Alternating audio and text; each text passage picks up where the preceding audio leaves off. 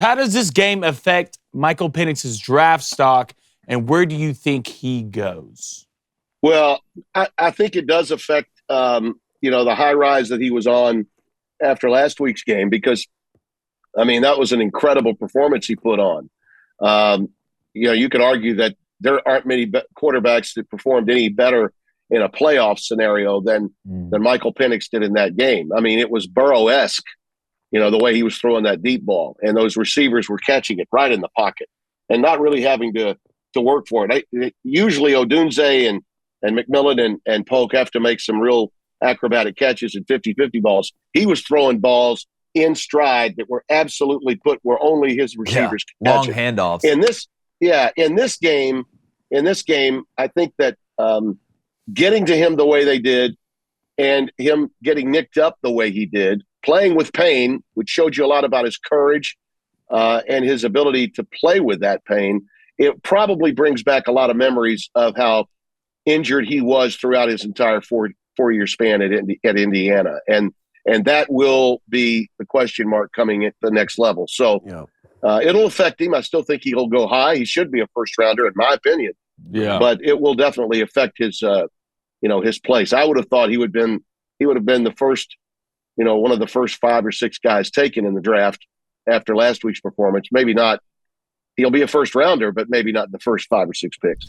I was down on last time I talked to you guys, I was super high on Penix.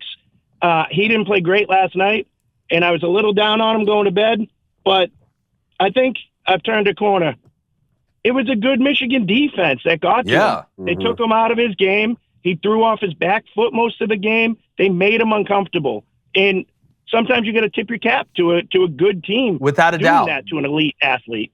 Without a doubt. I thought the pressure they put on, and you could tell Washington's got a veteran offensive line, but even they were a little bit, I don't know if shell-shocked is the word, but it felt like they were on their heels, like they were on their back foot trying to protect against Michigan. The one touchdown that Washington scored was because they communicated and picked up that twist coming to the boundary and was able to give McMillan time, or Polk, I can't remember which one of them, to be able to cross over the middle and Penix could find him. Outside of that, it seemed like Michael Penix was falling away when he was throwing the ball. He was having to get out of the pocket and create, which is not his bag. I thought Michigan won a lot of their one-on-ones. I thought Washington offensive line didn't play bad. I thought they did. If you go back, from a wholesome standpoint, 73 made timely mistakes. Well, that's playing and that's going to be me. overly focused on a lot of things. But I don't think you go back and you watch this game. Michael Penix, as good as this defensive line is, this front seven is for Michigan, Michael Penix had plenty of good pockets that he sat in.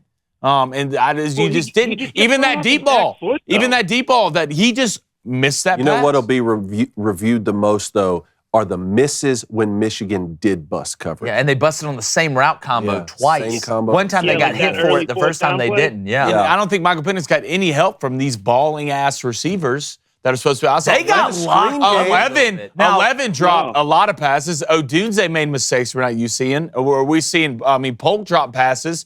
And at the end of the day, you can't do that against this football team. So that makes Michael Penix look bad. Well, two, with the way Michigan played it, and I want to sum it up here, with the way Michigan played it over the top, to be able to hit big plays, you have got to be able to break tackles. Washington could not break tackles outside of a couple times to be able to try to get Michigan to come down to force the action a little bit. So if the defense is going to play over the top, you're not going to take advantage of the couple times they do bust, and you're not going to break tackles for big plays on screens or short route or intermediate game. You're not going to move the ball, especially when you get in the red zone, and that's what we saw happen last time. Yep. Broke 0 tackles. They didn't break a tackle all night, Jake. Yeah. They didn't break a tackle. That's the difference. That's the difference.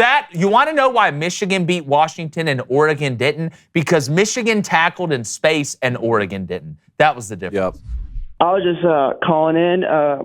Great show. Listen to y'all all the time. Thank you, bro. To school and working out. So, get that. I just want to talk a little bit about the national championship game. Was it just me, or did Penix just look thrown off by the complete?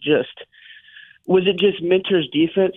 Just like the scheme and confusing him? Because, he's been in the league for a while. I don't. Just thrown off. Mason, I don't think it was confusing. There was a couple reads here and there where I thought Penix, could have made a different decision, but it felt like most of his reads were right. What what I found to be the most frustrating, I think, from his perspective, is you could never really get into a rhythm down the field to be able to open up the underneath. And when you were completing underneath passes, like I just talked about, Michigan was tackling. How many times did Washington line up in 2x2, run that quick out to the field where Penix spit it down to the bottom, where you have one time in man, where if Michigan misses the tackle, I can't remember if it was San Marcelo or not, It was Will he's Johnson. gone. He's I thought it was gone. Will Johnson. It may have been Will Johnson. Well, there was a It couple of them. McMillan. Yeah, McMillan. it was McMillan. Oh. But Yeah, when both times. they He got weren't away ever, one time.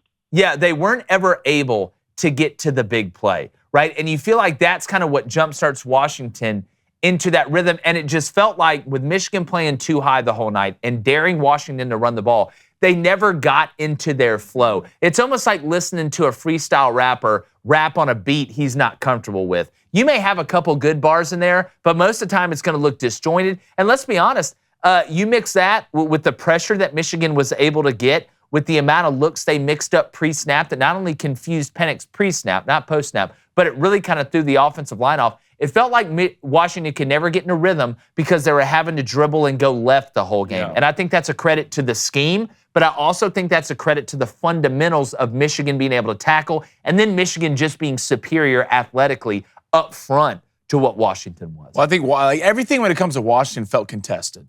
Yeah. Right? And you kind of go back. Hard. It felt hard. Yeah, you kind of go to a little bit of a basketball reference here. Like every shot Washington took, Michigan had a hand in their face. Yeah. Right? That's what it felt like. And Yeah. it felt like a three never went in for them. So now you're just trying to find the right shot, and it felt like they never actually hit that shot. Michigan made Washington run their offense. That's what they did. They're not going to give it to you. They're not going to leave you wide open in the corner for three. Run your offense. If you can do that the entire game and beat us, kudos. And Penix played perfect last week, guys. We have to remember that. It's so hard to play perfect twice in a week when you're going up against a defense that hasn't allowed over 24 points all season in 15 games. The first team to do that in 120 years. So that means something. And with Jesse Minter's umbrella coverage, we wondered if he'd keep everything in front. He did. That made Penix take 50 throws. 11 play drive Screens, on the middle screens, tunnels, kickouts, now screens. If you want to go fast, like some guys they love going fast in the race car. Other guys are fine with driving the speed limit. Washington does not want to drive the speed limit on offense. They want to hit big plays. They want to be explosive. They want to be high flying, and they made them be methodical last night, and it felt like it threw them off. That's just how it felt. Appreciate it, Mason. Yeah, I got you. Hey, YouTube, hope you enjoyed the live stream of the National Championship game. Apparently you did. It was a huge success. We thank you guys. If you haven't already or you just found out about us, make sure you hit that subscribe button, turn that notification bell on, and call in. We have live calls and a live chat. It's the Booster Club. It's an exclusive club, but I think you're cool enough to join.